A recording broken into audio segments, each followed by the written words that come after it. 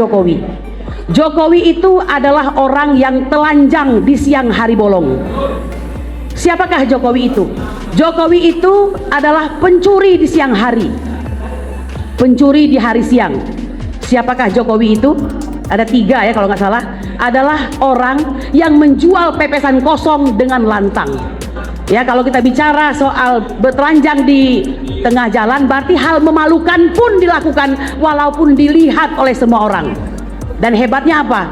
Apakah dia dihukum? Tidak mampu dihukum sampai hari ini. Kalau bicara soal pencurian, berarti orang ini jago untuk mengambil hak-hak rakyat. Betul? Apakah dia dihukum? Tidak dihukum. Dan yang ketiga, lantang menjual pepesan kosong. Pepesan kosong itu bisa diartikan janji-janji politik yang tidak satupun dipenuhi, ya, yang tidak satupun dia tepati. Betul atau tidak, Bapak-Bapak Ibu sekalian? Nah, oleh karena itu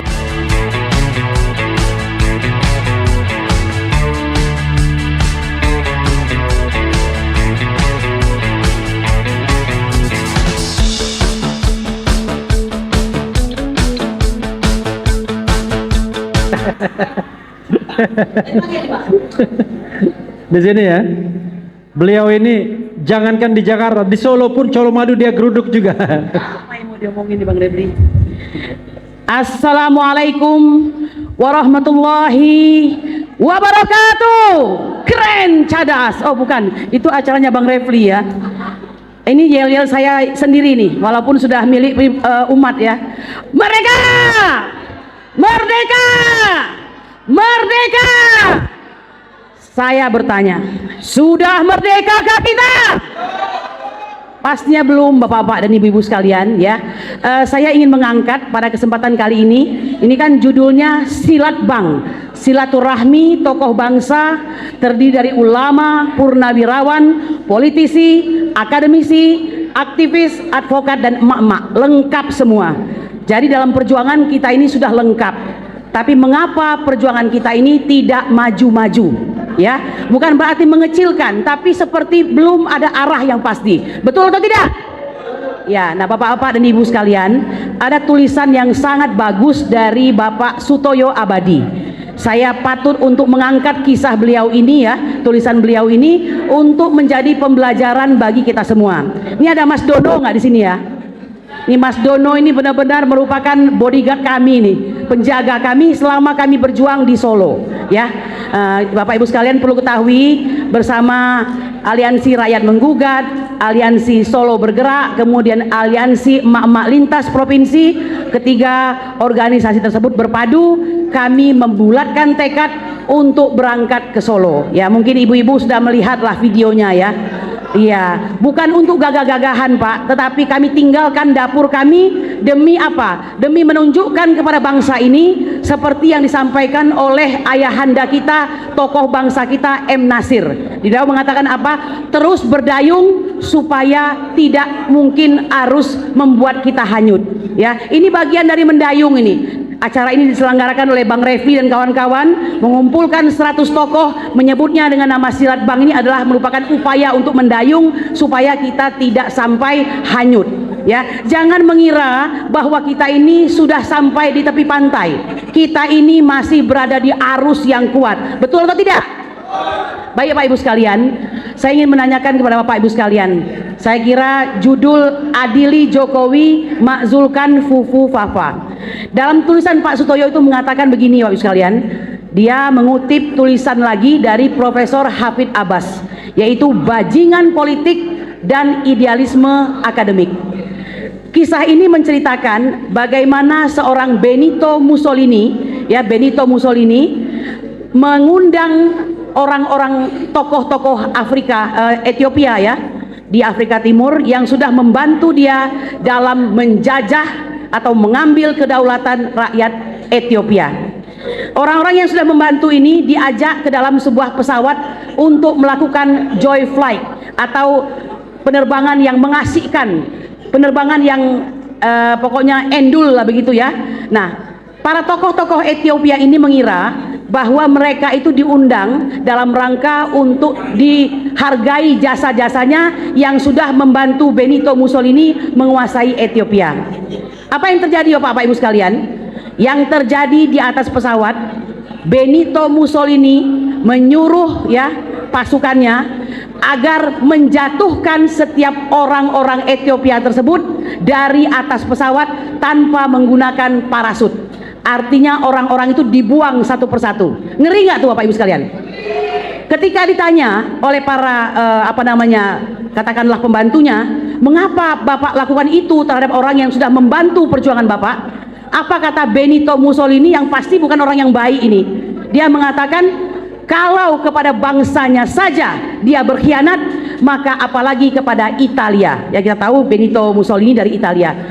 Beginilah sifat dan karakter seorang pengkhianat, Bapak-bapak Ibu sekalian. Pengkhianat itu berjiwa barbarian.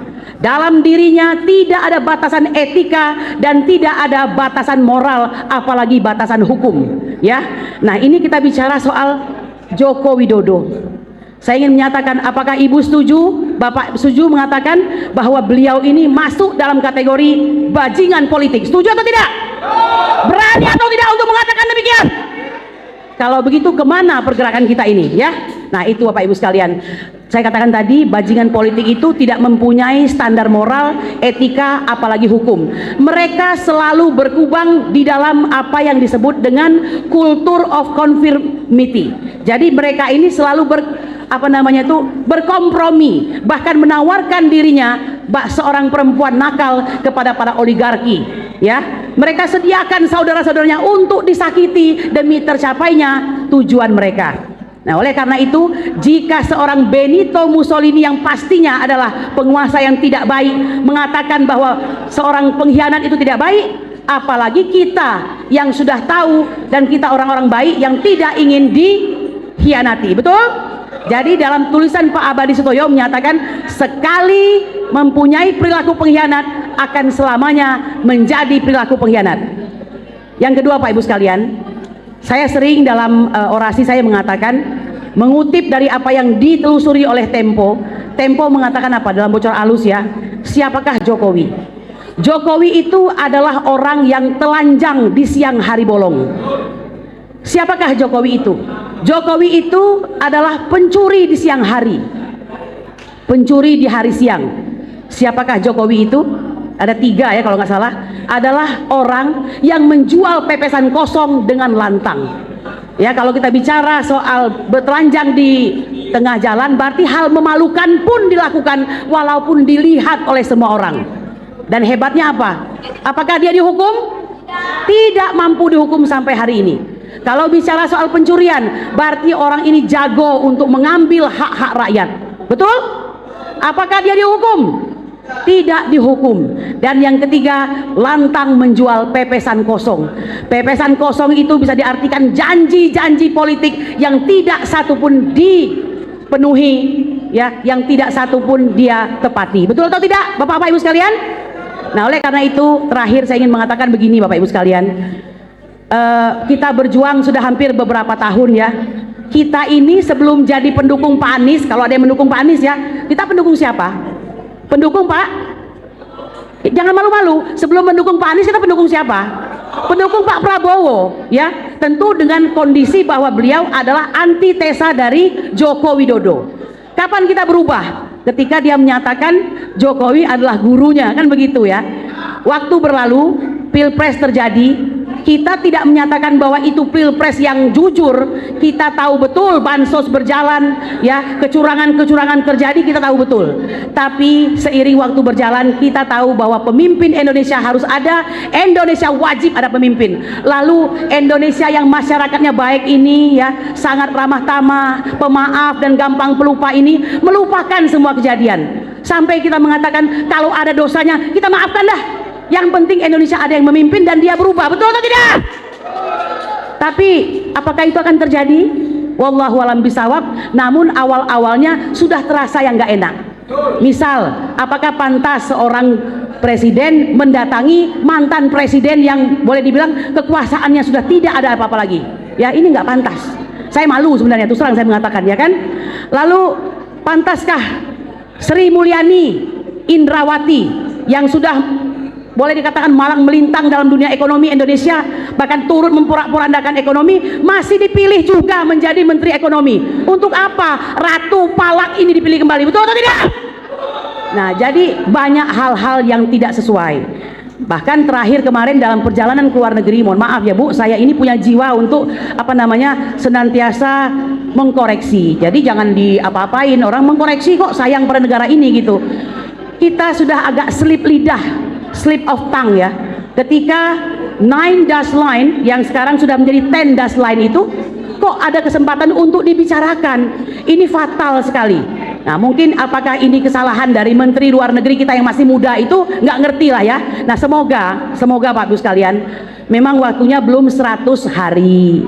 Nah, kita masih kasih kesempatan, ya kan? Betul apa enggak? Masih kasih kesempatan kan?